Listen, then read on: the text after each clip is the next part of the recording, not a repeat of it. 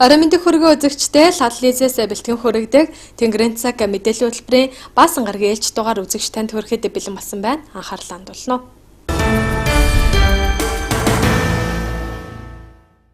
Мэдээ хэлж байна. Дархан аймгийн нийгмийн хамгааллын салбарт үйл ажиллагаа явуулдаг төрийн байгууллагуудын нээлттэй хаалганы өдөр энэ сарын 19-20-ны өдрүүдэд зохион байгуулагдах гэж байна.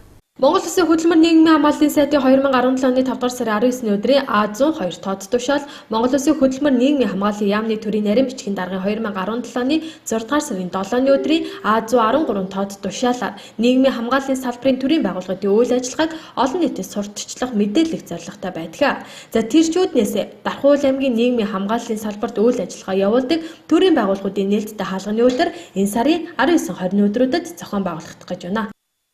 За энэ ажлын хүрээнд бол харьяа байгууллагууд хөдөлмөр халамжийн үүсгэний газар харьяа байгууллагуудтай хамтарч хөдөлмөр эрхлэлтийн бодлого, нийгмийн халамжийн үйлчилгээ, за бусад үйлчилгээнүүдийг бол бид үзүүлнэ. За нээлттэй хаалганы өдрөлгийн үеэр бид нар 2017 оны 6 сарын 29-ны өдөр хоёр газар зэрэг зохион байгуулна. За Дархан сумын 1, 2, 3 дугаар багийн төв дээр эрүүл мэнд нийгмийн даатгалын хэлтс хөдөлмөр халамжийн үүсгэний газар гэр бүл хүүхэд залуучуудын газрын мэргэжилтний оролцсон нээлттэй хаалганы өдрөлгийг багийн төвдөө зохион байгуулна. За үндсэн үйл ажиллагаа маань бол Дархан 50 цогцлөрүүдээр 2017 оны 6 сарын 19-ны өдрийн 14 цагаас бол нээлтийн үйл ажиллагааг нь бол бид хийнэ.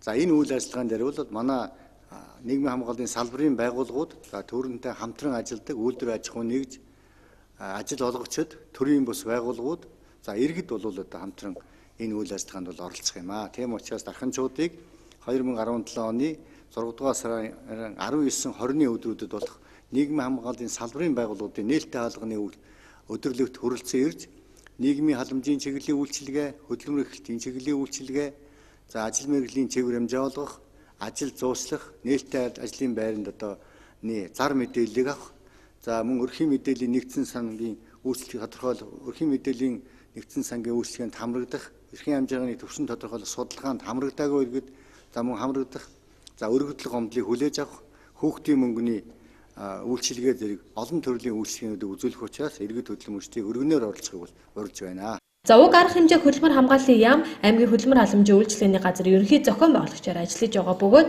харин хамтран зохион байгуулагчаар эрүүл мэнд нийгмийн даатгалын хэлтс гэр бүл хүүхэд залуучуудын хөгжлийн газар мэргэжлийн сургалт үйлдвэрлэлийн төв Дархан өргөө политехникийн коллеж уул уурхай политехникийн коллеж жижиг дунд үйлдвэрлэлийг дэмжих Дархан уул төв зэрэг байгууллагууд ажиллаж байгаамаа.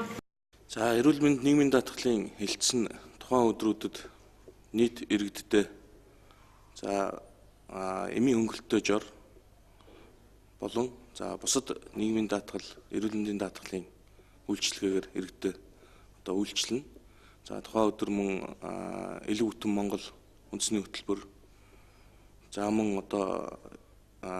эмийн хөнгөлөлтөө жорыг газар дээр нь бичиж өрхийн эмнэлгүүдийн эмч нар маань бол иргэдэд олгоно. За мөн Дархан аймгийн хэмжээнд үйл ажиллагаа явуулж байгаа эрүүл мэндийн даатгалын сангаас санхүүждэг нийт 19 аптекийн төлөөлөл за мөн эрүүл мэндийн даатгалын сангаас санхүүждэг нийт 12 хувийн эмнэлгийн төлөөлөл гэх мэтлэн бүрэлдэхүүнтэйгээр бид энэ үйл ажиллагаанд оролцож байна. Тэгэхээр иргэд бол нийгмийн даатгал, эрүүл мэндийн даатгалтай холбоотой ямарваа нэгэн асуудлуудаа бол тухайн өдрүүдэд бид нар дээр ирж шийдвэрлэж болно. Манай гэр бүл хүүхэд залуучуудын хөгжлийн газар өнөөдөр яг чиг үүрэг нь хуучин өмнөхөөс хүүхдийн гэдэг чиг үүргээс өөрчлөгдсөн.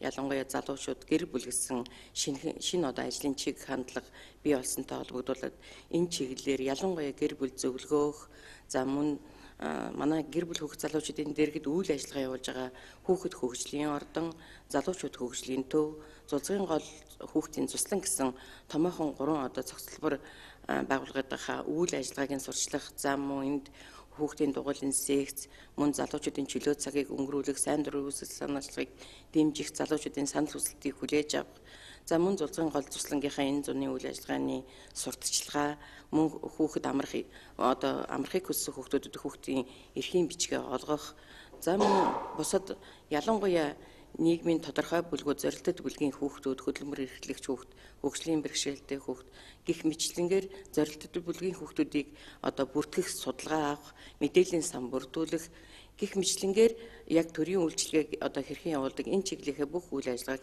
сурталчлан хүргэх болно. За мөн энэ нээлттэй хаалганы өдөрлөгтөд давцаад хүүхдийн хөдөлмөрийн эсрэг дэлхийн өдрийг тохиолдуулсан 2 сарын аяны үйл ажиллагааг хэлж байгаа. За энэ аяныхаа үйл ажиллагааны бас нээлттэй үйл ажиллагааг сурталчилж зорилттой бүлгийн хүүхдүүдэд тусламж үйлчилгээ үзүүлэх, за тэдний эцэг ихэд зөвлөн туслах гэсэн одоо төрийн үйлчилгээг нийт иргэдэд хүргэх болно. Тэгэхээр энэ хөдөлмөр нийгмийн хамгааллын сайдын зүгээс улс үндэсний хэмжээнд зохион байгуулж байгаа энэ нийгмийн салбарын байгууллагуудын нээлттэй хаалганы өдөрлөг Дархан улаан аймагт нэлээд өргөн хэмжээнд 2 өдөр зохион байгуулагдах учраас иргэд, хүүхэд, залуучууд, гэр бүлүүд маань нэлээд идэвхтэй оролцсон гэдэгт итгэж байна.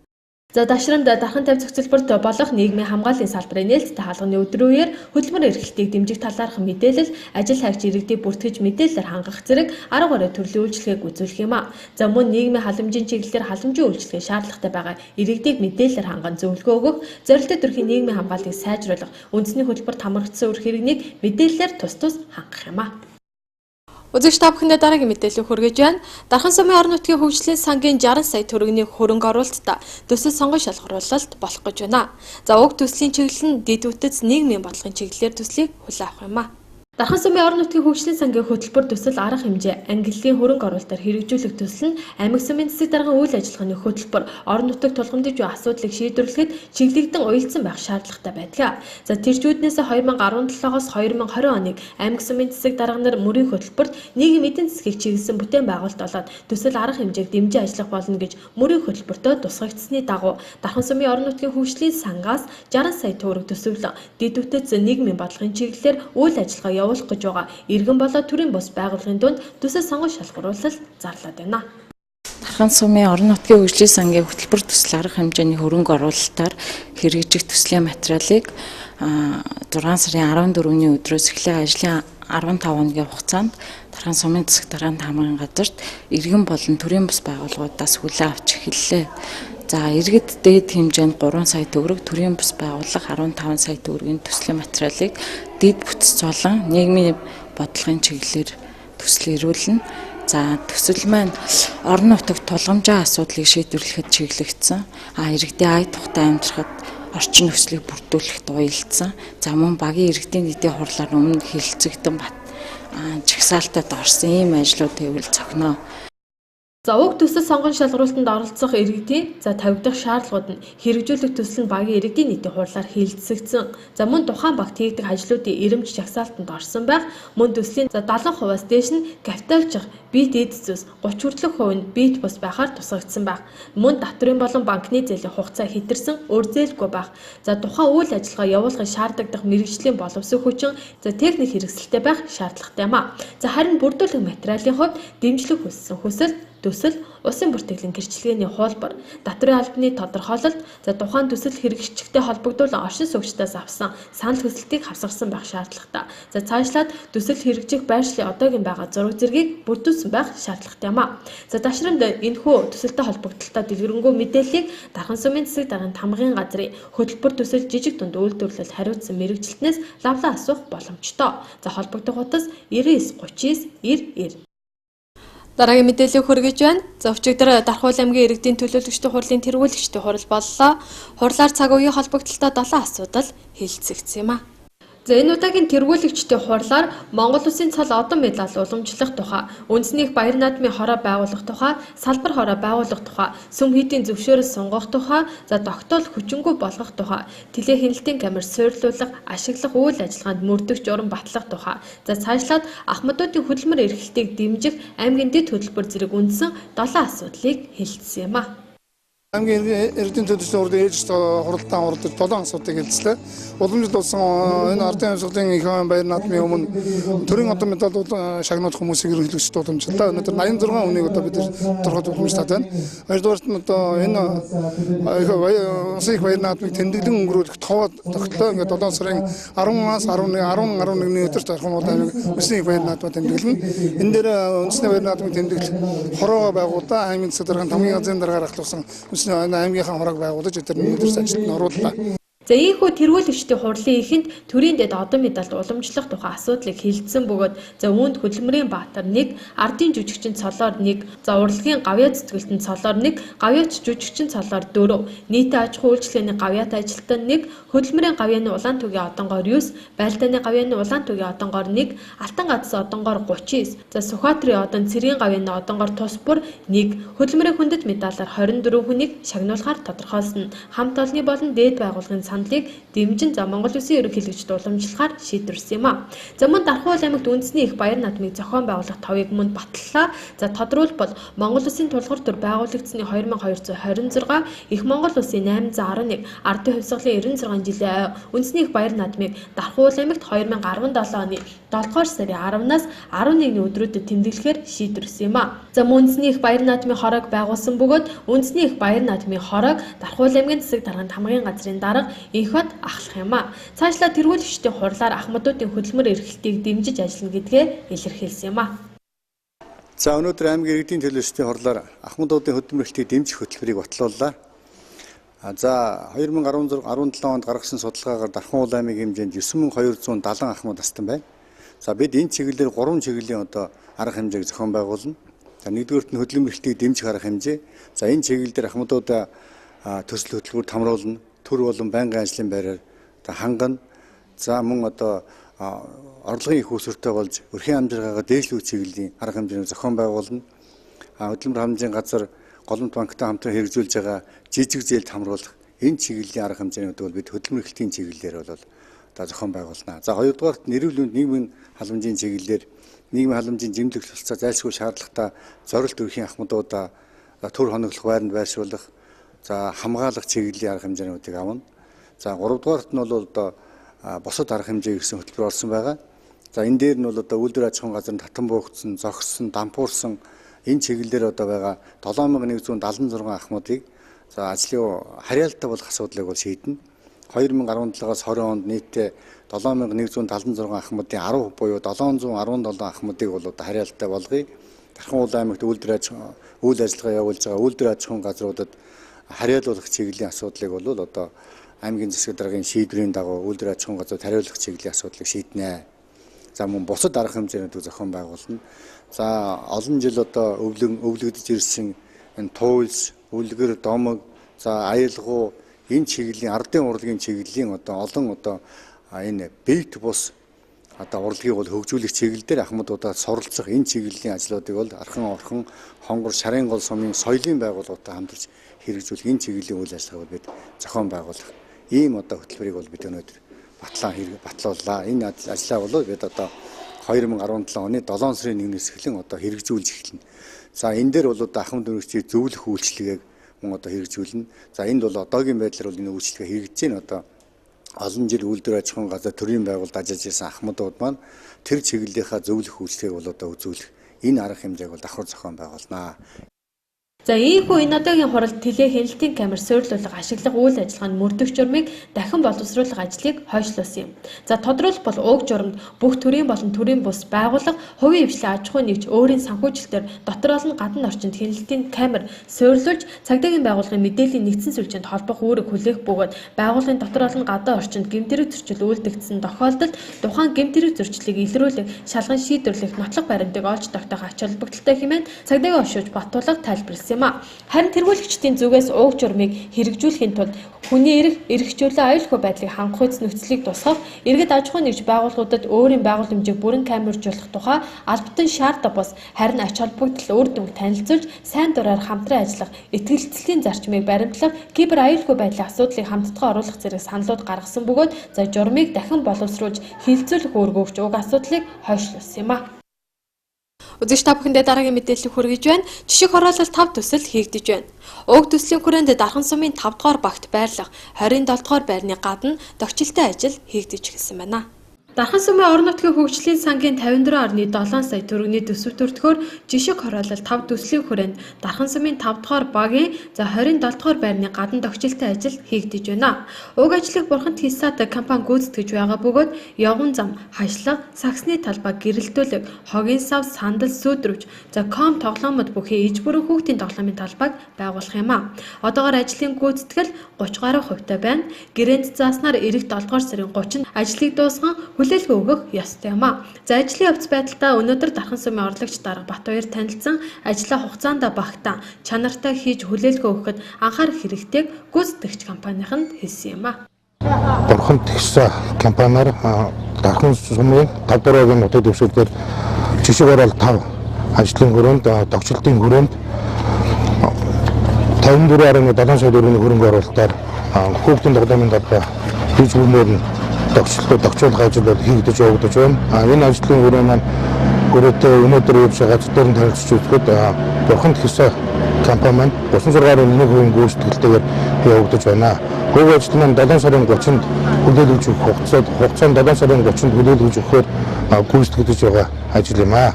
Одоо өнөөдрийн байдлаар бол одоо манайх одоо явган хүнийхээ замыг хийгээд шийдний асуудал хоёр нөгөө сарвчин дээр одоо нэг сарвчин байдлаа захиалгачийн албыг нь одоо төр зүр хүлээжээ гэж нэг юм хүлээгээд байж байгаа. Бусдын ажлын бол одоо явагдаад байж байна. За жишг хороолол 5 төслийн хүрээнд энэ онд мөн Дархан сумын 24-р байрны урд энд хийгдэж байгаатай адил иж бүрэн хүүхдийн тоглоомын талбай байгуулагдаж байна. За хүүхдийн тоглоомын талбай байгуулагдсанаар зөвхөн багчуудын чөлөө цагаа зөв боловсон өнгөрөөж тоглож надах нөхцөл боломжийг нэмэгдүүлэхээс гадна хөгшөд буурлуудч амарч салхилах ая тухтай орчинг бүрдүүлж өгөхөөрөө ач холбогдолтой юм а. Үзэгч та бүхэнд дараагийн мэдээлэл хүргэж байна. Дархан хотод гэс туграг хадгаламж зээлийн хоршоо өө талгаа нээлээ.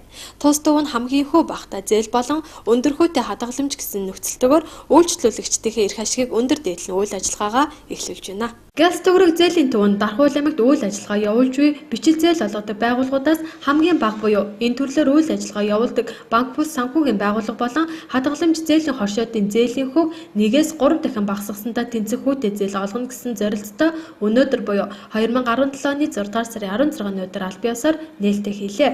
Гэс туграг хадгаламж зээлийн хоршооны нээлттэй арга хэмжээнд гэс туграг зээлийн төвийн гүйцэтгэх захирал Наранбат, гэс туграг зээлийн төвийн Дархан аймаг дахь салбар хариуцсан захирал Цэрэн Минжин, Дархан аймгийн засаг дарга орлогч Гамбол, за санхүү төрийн сангийн хилцээний дарга Жаргал сайхан, эрүүл мэнд нийгмийн даатгалыг хилцээний дарга Мөнх хоёр, хөдөлмөр халамж үйлчлэлийн газрын дарга Инхолд болон тус төвийн ажилтаа албаагчид иргэдийн төлөөллөөс бүрдсэн хүмүүс нээлтэнд оролцсон юм а. Тус төвийн жаврыг үргэж мөн ирсэн зочдын сонрыг мэлж оюуны ирээдүйн цогцлбор сургуулийн дуу хөгжмийн багш Бэм Бочор морин хүрийн хөөгөгшгээр бэлэг барьсан юм а.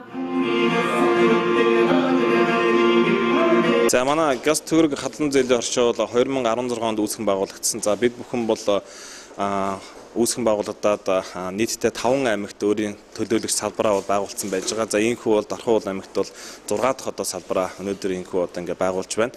За ер нь бол Дархан аймаг бол бас одоо Монгол улсын 2 дахь том хот.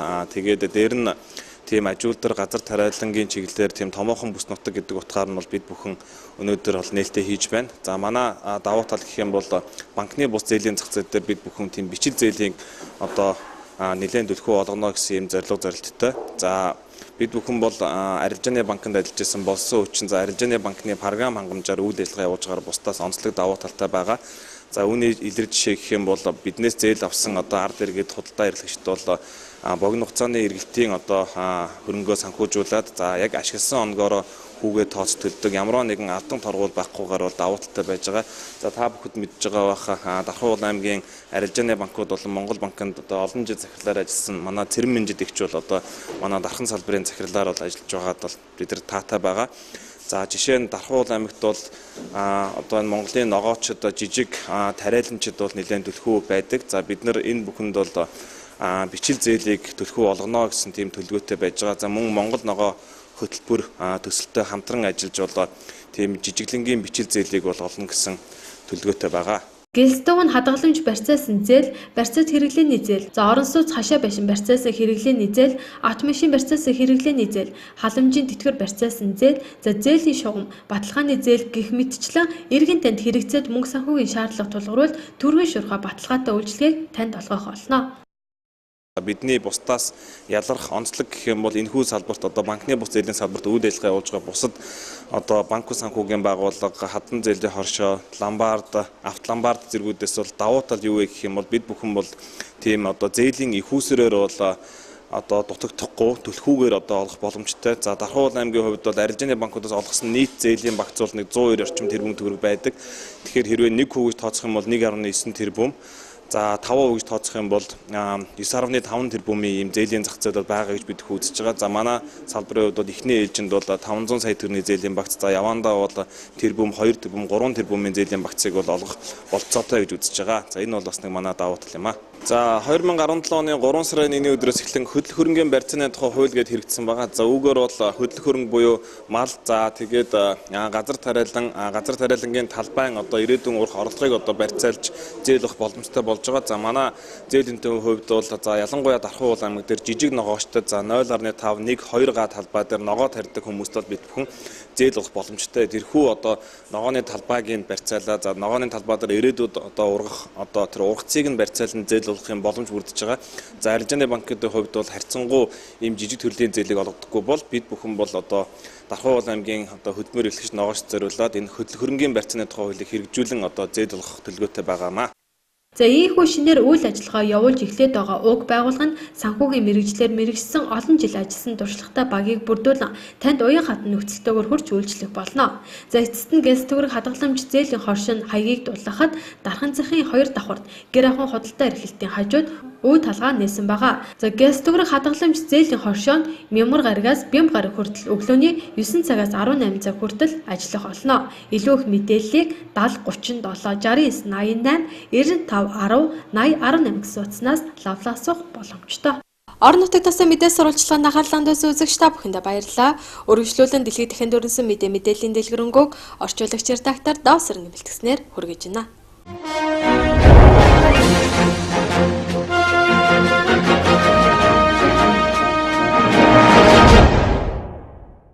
Именно столько собрали за последние 9 месяцев.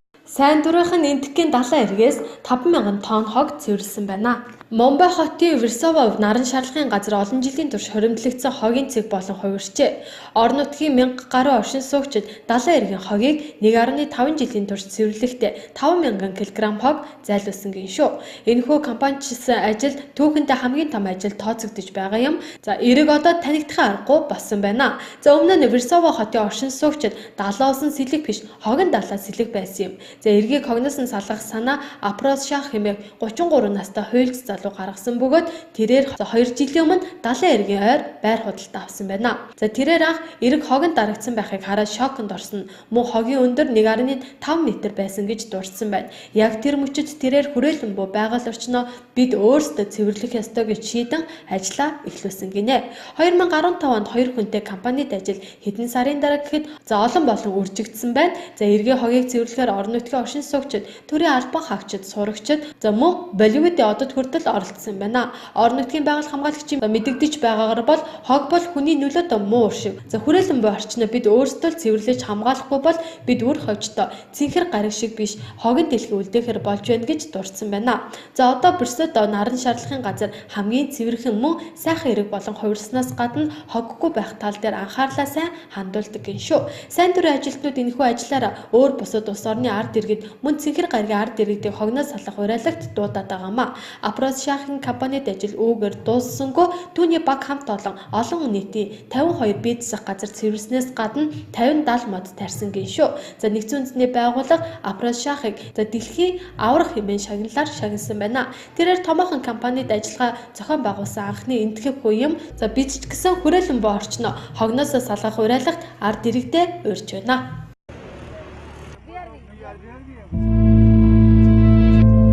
Хар нүх нейтронон оддыг судлах анхны дуран авиаг Хятад улс тойрог замд орууллаа.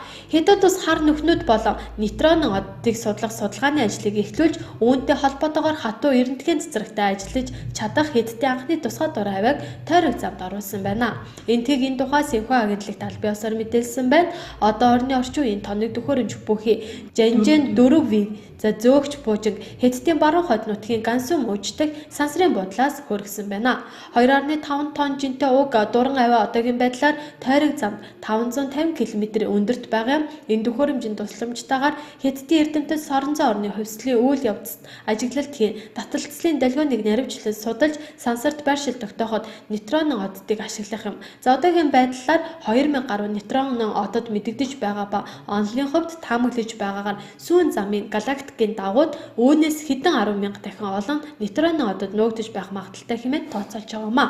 За тэдгээр оддын радиус нь хэдхэн километр ба маш их нэгттэй байдаг гэн тэдгээрийн масс нь нартай адилхан хэд хэдэн том оддын масстай тэнцдэг юм а. Эрдэмтдийн гол зорилт бол одон орны эдгээр объектуудыг эрчим хүчний их үүсрийг тогтоох явдал гэж дурдсан байна. За хар нүхийг анх 1972 онд илрүүлсэн ба ууг нүх дэлхийгээс 6000 гэрлийн жилд оршдог юм. Хар нүх нь хүчтэй эрдэмтгийн цэцэрлэлтийн их үүсэр болдог билээ. На горизонт событий, очерченный. Хоёр толгой далайн гахаа барьсан байна. Хойд тэнгис саяхан хоёр толгойд далайн гахаа баригдсан байна. Түүнийг Голландын эргээс 30 км-ийн зайтай барьсан гин шүү. Эрдэмтдийн хэлж байгаагаар Голландын загасчид Европын далайн гахааны эрэлт зургийг тэдэнд илгээсэн бөгөөд энэ нь халимны төрлийнхний дотроос бүртгэгдсэн 9 дахь тохиолдол хэмээн дурдсан байна. Тэрхүү загасчдын гарт орсон далайн гахаа нь Боциано төрлийг бөгөөд хоёр толгой 3 нүд нэг их бие юм. За түүний торонд байхыг нь загасчид олох үед далайн гахаа аль хэдийнэ өгсөн байсан тул эргүүлээд тэнгис рүү нь хайсан гинэ. За учир нь тэд энэхүү ан азгүй тал авчирч магадгүй хэмээн үздсэн байна. За тэгээд ч далайн гахаа агнах нь Голланд болон Европын холбооны хуулиар хориотой байдаг юм а. Харин мэргэжилтүүд энэхүү далайн гахааг судалгааны ажилд зориулж өгөөгүүд харамсаж байгаагаа илэрхийлсэн байна. За урд өмнө ийм төрлийн хоёр толгойтой далайн гахаа юр тааралдаж байгаагүй ма. Хэрэг түүнийг судалгаанд өгсөн бол эрдэмтэд жухам юуны учир энэхүү амьтан өгсөн ямар шалтгааны улмаас хоёр толгойтой гарч ирсэн болохыг тогтоох боломжтой гэдгийг энэ үеэр мэдгдсэн байна. 200 мянган литр дарсыг газар асгажээ. Францын Эро мужид үл мэдэгдэх этгээдүүд Монпелье хотоос 10 км турших нэгэн дарсны агуулга руу дайрч 200 мянган литр дарсыг газар руу асгасан байна. Тэд агуулгад байсан дарсны 17 тусгай савны цоргыг онгойлгож гойжуулсан байна. Цагдаа нар энэ хэргийг шалгаж байгаамаа. Фигаро нийтлэлд бичиж байгаагаар Испаниас импортлдог дарсны үн нэмэгдсэнийг эсэргүүцсэн идэвхтнүүд энэ хэрэгт оролцсон бололтой хэмээн дурдсан байна. За өнгөрсөн оны 8 дугаар сарын 3-нд Францын Сет хотын нэгэн гудамжинд дарсны үер болсон юм а. Авто зам явган зам дээр хэдэн мянган тонн дарс асгаж газарт орох авто зогсоол орон сууцнууд дарсны үерт автаж байсан билээ. Тэр хавьд байдаг дарсны агуулгыг мөн санаатаагаар эвдэн сүйтгэж дарсыг нь асгаж байсан юм а. Дэлхийн дахин дөрөнсөн мэдээлэл үзэгч та бүхэндээ танилцуулан хүргэлээ зөргөжлүүлээд 2017 оны 6 дугаар сарын 16-ны 20 цагаас 2017 оны 6 дугаар сарын 17-ны 20 цаг хүртэлх цаг агарын урдчилсан мэдээ. Дархуул аймгийн нутгаар солигдмал үйлдэл их нутгаар төр зүрийн бороор нь дуу цахилгаантай салхи баруун хойноос 6-аас 11 м/сек, борооны өмнө төр зур 12-аас 16 м/сек хүрч ширүүснэ. Агарын температур за шөнөдөө 7-оос 12 градус, өдөртөө 21-ээс 26 градусын дулаан байна. Өргөжлүүлэн үзэгч та бүхэндээ 21 аймгийн цаг агарын мэдээллийн дэлгэрэнгүй хүргэж байна.